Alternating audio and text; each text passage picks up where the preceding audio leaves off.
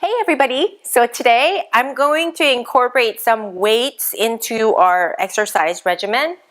I'm going to do some kettlebell full body weighted squats, or I say full body because it works the whole body, but I want you guys to understand that one, you can modulate how much weight you want to carry. I would start low, but it should be the maximum you can handle. It's really great because it works the arms, it works the legs, and you've got a little bit of weight loading. And I don't know about you, but I have a little bit of osteopenia from being on corticosteroids and just by virtue of being genetically predisposed. So I've been trying to incorporate some more weight exercises to prevent my osteopenia getting worse. So it's important to squat down to keep the spine upright, never bend down and try to pick up a big load this way to protect your back. There's a lot of YouTube videos and Instagram posts of certain fitness gurus doing these things, but I'm meticulous about keeping a proper alignment so you don't do anything to strain your muscles in any way. So first, I want you to stand with your feet probably about 3 feet apart. And I want you to practice squatting down, upper body perpendicular to the spine or to the floor or pelvic bowl. And when you look down, I want your knees to stay behind your toes, and knees should line up with the second toe. I'm going to pick this up like this. I have a 20-pounder, but I used to have a 10-pounder. I kind of gradually went up to being with the 20-pounder. 25-pound is another one that I do have, which is a little bit too heavy for me. So here we go. I'm going to go up and down. 1, 2, 3, 4, 5, 6, 7, 8, 9, and 10. And take a little break. You get really winded, and the heavier weight that you do, it should be the maximum rep and maximum weight that you can handle. And it should take your breath away. And so that's why I tended to go with the 20-pounder, not the 8-pounder, because that's too light for me. But you might want to start out initially, if you're not used to exercising, doing it with a lighter load to make sure. I kind of rest between reps just to kind of let my heart rate go back to normal. And then I start over again. So here we go. I'm going to do three sets of 10 reps. Sometimes I do more. Notice how I picked up the weight, right? So here we go.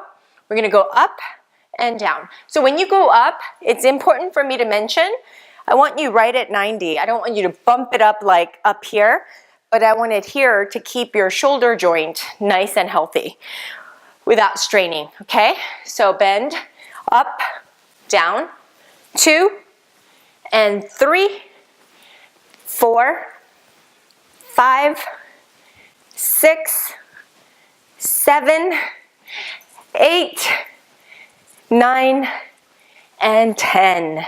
And lower down. Whew. It does, you do get winded. So I haven't worked with these sets in a while, but I thought I would show you guys because it's great for your legs. It's great for your arms.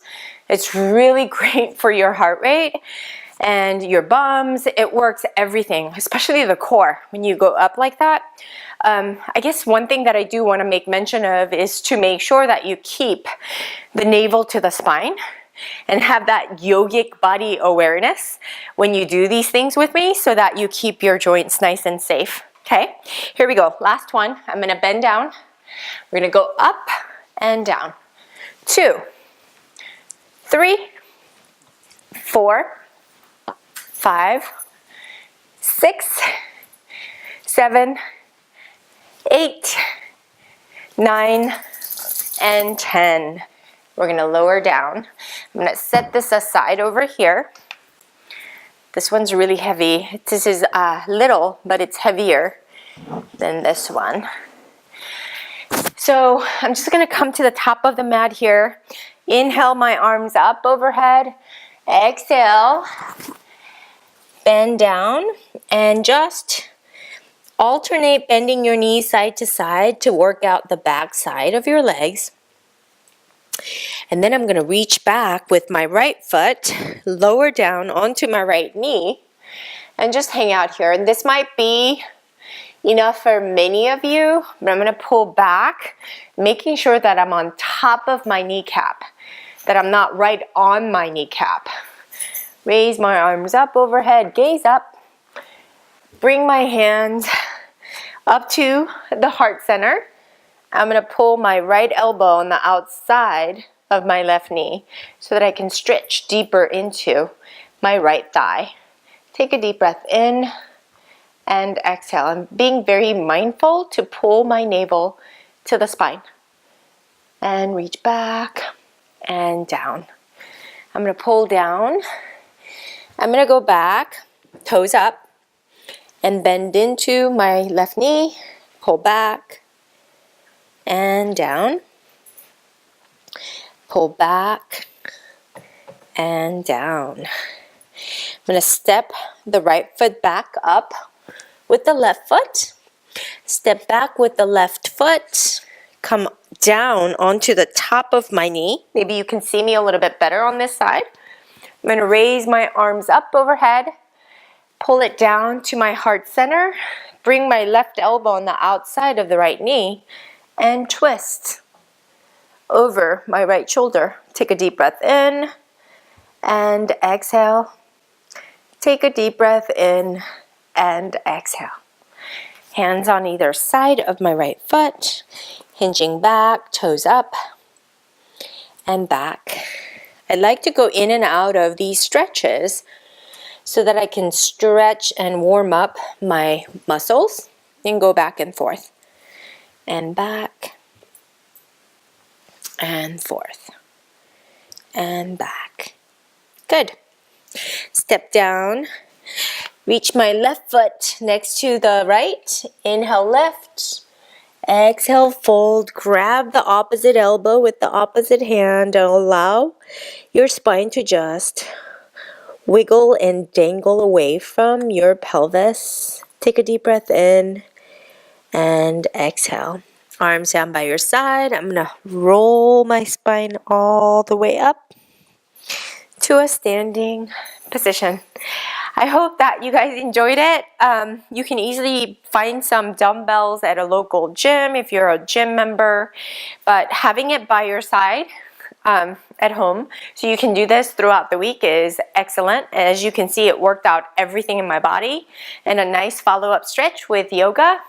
You're going to be good. So remember, you can start with 8 pounds, 15 pounds, up to 20 pounds, and I have up to 25. 25 is a little bit much. You should do the highest rep you can without being so winded that you can't do it. And you want to do 3 reps at about 10 to 12. With that, I'll see you guys next week.